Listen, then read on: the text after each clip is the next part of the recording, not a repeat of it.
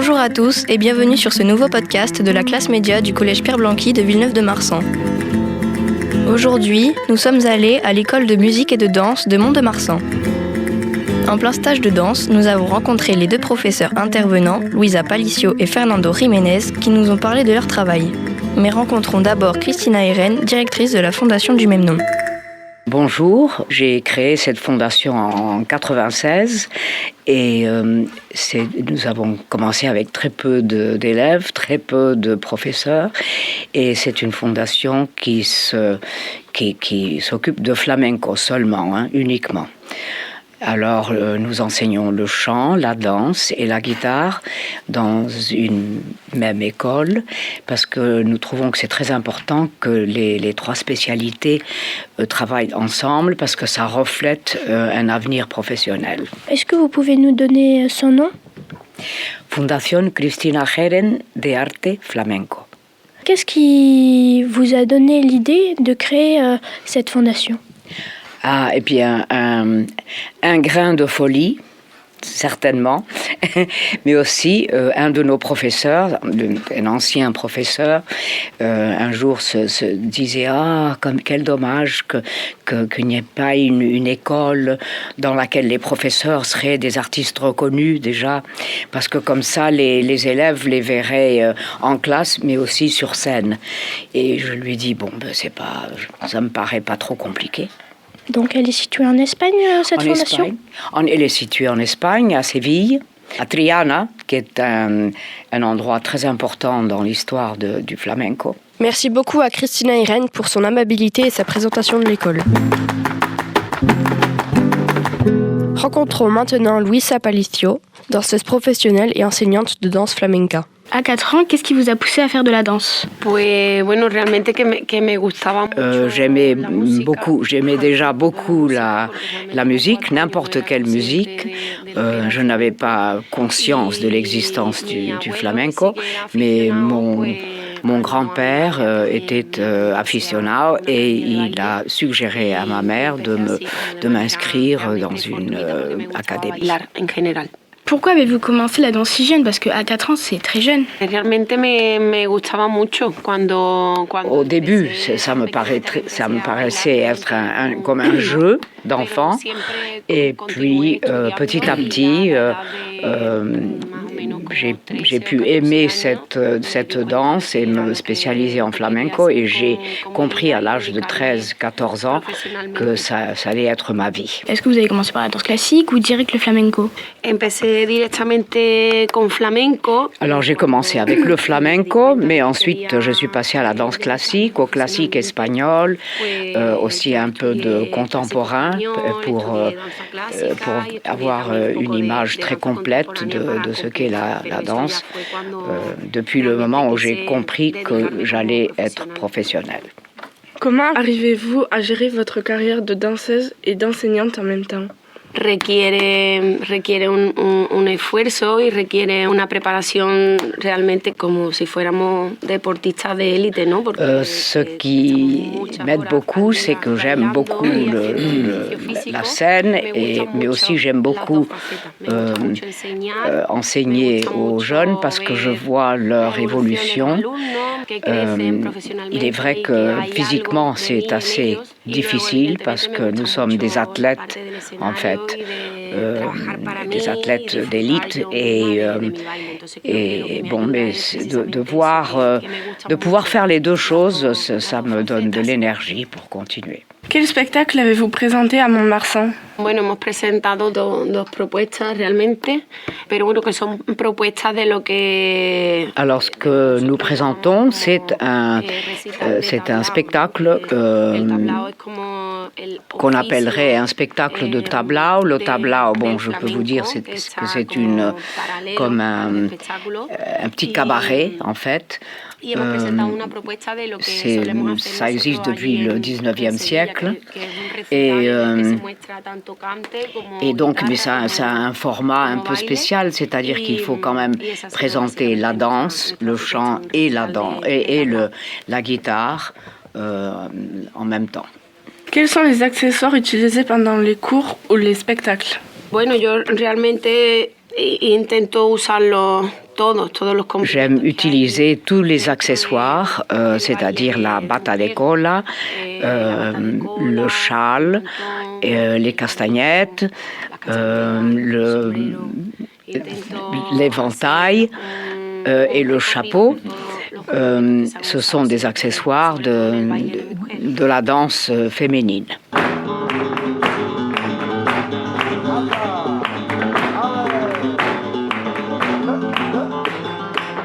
Maintenant, nous donnons la parole à Fernando Jiménez, danseur professionnel et également professeur de danse flamenca. Qu'est-ce que vous enseignez aux débutants? C'est quoi les bases du flamenco qu'on apprend? Alors d'abord, c'est la discipline que j'enseigne et ensuite, le rythme, ça c'est fondamental. Les différentes structures rythmiques et ensuite les premiers pas, c'est-à-dire que c'est pas vraiment une danse, mais c'est un mouvement du corps qui accompagne ce que nous appelons le compas, c'est la structure rythmique. Comment vous arrivez à gérer votre carrière d'enseignant et de danseur en même temps?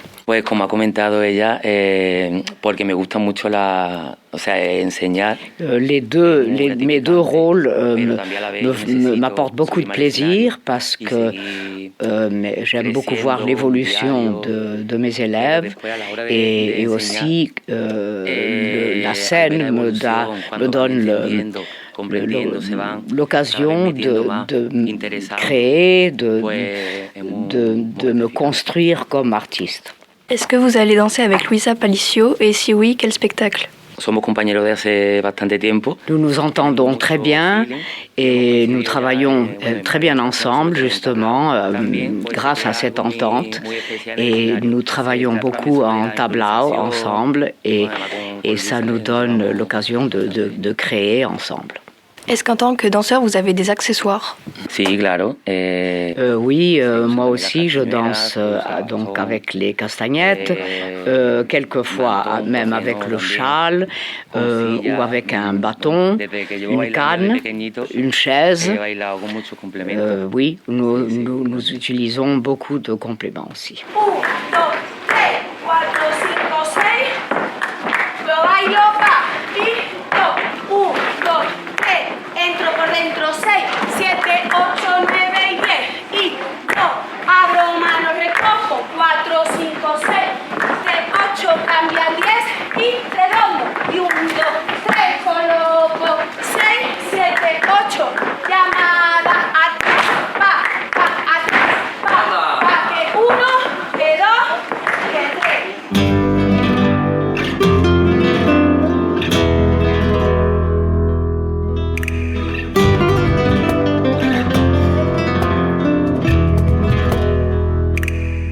Nous avons pu interviewer un bénévole et stagiaire, Johan Badou, un habitué du festival Arte Flamenco. Alors, en tant que bénévole, on a plusieurs tâches différentes.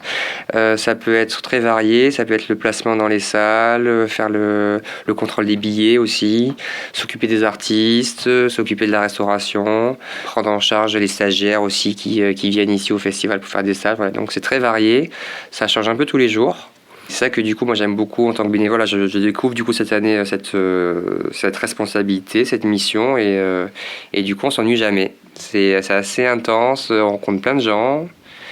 Il y a une bonne ambiance entre les bénévoles aussi, ça c'est important. Et puis on a pas mal d'avantages. Donc par exemple on est logé gratuitement ici à l'internat, on est nourri aussi. On a accès parfois à certains spectacles s'il reste de la place. On peut encore plus profiter du coup du festival. Vous êtes aussi stagiaire, je crois. Oui. Qui est votre professeur? Alors, cette année, je prends un cours avec Fernando Jiménez. C'est un Espagnol qui vient de Séville. Vous avez commencé quand à prendre des cours? C'est cette année? Alors non, du coup, comme je disais tout à l'heure, ça fait 3 ans que je fais du flamenco, moi, sur Bordeaux. Et donc, ça fait 3 ans que je viens au festival pour faire des stages aussi. Donc la première année j'avais commencé par le débutant, après l'année dernière j'étais monté d'un niveau initié et là, cette année je fais un cours intermédiaire. Vous les trouvez intéressants les cours? Est-ce qu'il y a une méthode particulière que vous appréciez? Alors ce que j'apprécie c'est que du coup à chaque fois ici on a quand même affaire à des profs qui sont espagnols.